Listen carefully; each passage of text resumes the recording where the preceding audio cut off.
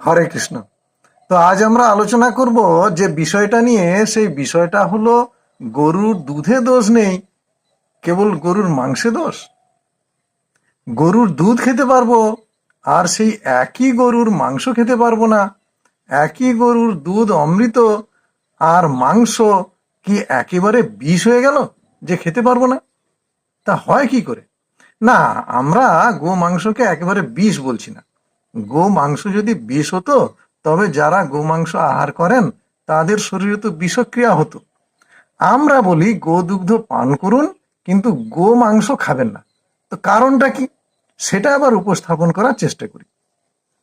গো দুগ্ধ বা গরুর দুধকে সুষম খাদ্য বলা হয়, কারণ আমাদের শরীরের পুষ্টির প্রয়োজনীয় সমস্ত উপাদান, যেমন জল, কার্বোহাইড্রেট, প্রোটিন, ফ্যাট, বিভিন্ন ধরনের ভিটামিন ও খনিজ লবণ গরুর দুধের মধ্যে সুষম অনুপাতে থাকে।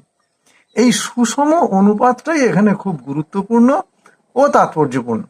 অন্য অনেক পুষ্টিকর জিনিস, অনেক খাদ্যবস্তু আছে, ফলমূল আছে, যা আমরা অনায়াসে গ্রহণ করতে পারি, কিন্তু সেই সমস্ত খাদ্যবস্তুতে এই সমস্ত পুষ্টি উপাদানগুলি সুষম অনুপাতে থাকে না। কোনোটাতে এটা বেশি, তো অন্য উপাদানটা কম। আবার একটায় যেটা কম, তো অন্যটায় সেটা বেশি। কিন্তু এই সুষম অনুপাতটি কেবলমাত্র গরুর দুধেই পাওয়া যায়। সেই কারণে গরুর দুধ পান করলে আমরা আমাদের শরীরের প্রয়োজনীয় সমস্ত পুষ্টি উপাদান ও উপযুক্ত ক্যালোরি খুব সহজেই পেয়ে যেতে পারি।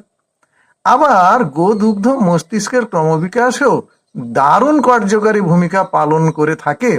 তাই শরীর সবল ও সুস্থ রাখতে গরুর দুধের প্রয়োজনীয়তা ও গুরুত্ব অপরিসীম এবং তা অনস্বীকার্য।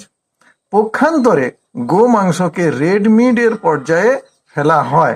অনেকের মতে রেড মিট এর 1 নম্বর উদাহরণ হলো গো মাংস। বিশেষজ্ঞরা বলেন যে রেড মিট খাওয়া স্বাস্থ্যের পক্ষে ভালো নয়।